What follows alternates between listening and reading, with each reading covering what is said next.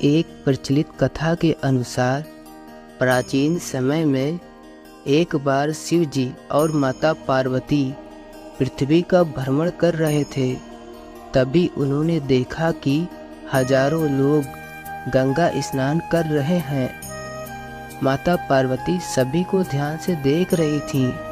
सभी भक्त हर हर गंगे का जाप करते हुए गंगा में डुबकी मार रहे थे।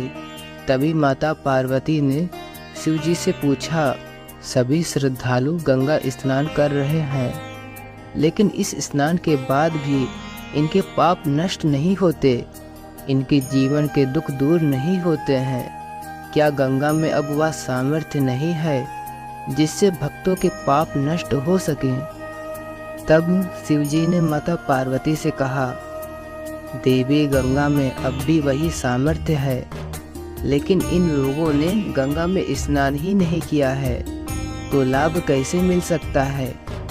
इस पर माता पार्वती ने कहा, हमारे सामने सभी ने स्नान तो किया है, अभी तो इनके शरीर भी भीगे हुए हैं। अब माता पार्वती के सवालों का जवाब देते हुए भगवान शिव कहते हैं कि इन सभी लोगों ने गंगा में नहीं, सिर्फ जल में डुबकी लगाई है। इसका रहस्य मैं आपको समझा कर दूंगा। जिसके बाद अगले दिन बहुत तेज बारिश हुई। गंगा नदी की ओर जाने वाले मार्ग में एक बड़ा गड्ढा बन गया, जिसमें गंदा पानी भर गया था। वहाँ शिव जी एक वृद्ध के रूप में और माता पार्वती सामान्य स्त्री के रूप में प्रकट हुई। शिव जी ने माता पार्वती को समझाया कि मैं इस गड्ढे में गिर जाऊंगा। कुछ देर में यहाँ से गंगा स्नान करके हजारों लोग निकलेंगे। आप उनसे मुझे निकालने के लिए मदद मांगना और उनसे कहना कि मुझे वही व्यक्ति हाथ लगाए जो निष्पाप हो।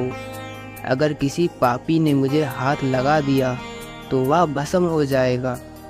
इस तरह समझाकर शिव जी वृद्ध व्यक्ति के रूप में उस गड्ढे में गिर गए और बचाओ बचाओ चिल्लाने लगे। गड्ढे के पास ही बैठी स्त्री भी लोगों से मदद मांगने लगी कि उसके पति गिर गए हैं, उन्हें गड्ढे से निकालने में मदद करें। काफ़ी लोग वहां इकट्ठा हो गए। जब लोग वृद्ध को गड्ढे से निकालने के लिए बढ़ रहे थे तो स्त्री ने कहा कि इन्हें वही व्यक्ति हाथ लगाए जो निष्पाप हो, वरना वह भस्म हो जाएगा। ये सुनते ही सभी लोग पीछे हट गए। सभी ने सोचा कि ऐसा ना हो कि इसकी मदद करने के चक्कर में हम किसी मुसीबत में फंस जाएं। ऐसा सोचकर लोग वहां से निकल गए। गंगा स्नान करके लोग आ रहे थे, लेकिन कोई भी वृद्ध की मदद करने के लिए आगे नहीं बढ़ रहा था। ऐसे ही शाम हो गई। तभी शिव जी ने पार्वती से कहा कि देखा, यहाँ ऐसा कोई नहीं आया जिसने आस्था और विश्वास के साथ गंगा स्नान किया हो। तभी वहाँ एक और युवक आया। वह हर हर गंगे की जाप कर रहा था। उसने वृद्ध को गड्ढे में फंसा देखा तो वह मदद के लिए आगे बढ़ा। तभी स्त्री ने कहा कि इन्हें वही व्यक्ति बाहर निकाल सकता है जो निष्पाप हो। क्या तू पूरी तरह से निष्पाप हो? उस युवक ने कहा कि आपको मेरे निष्पाप होने पर संदेह क्यों है? मैं अभी अभी गंगा स्नान करके आया हूँ।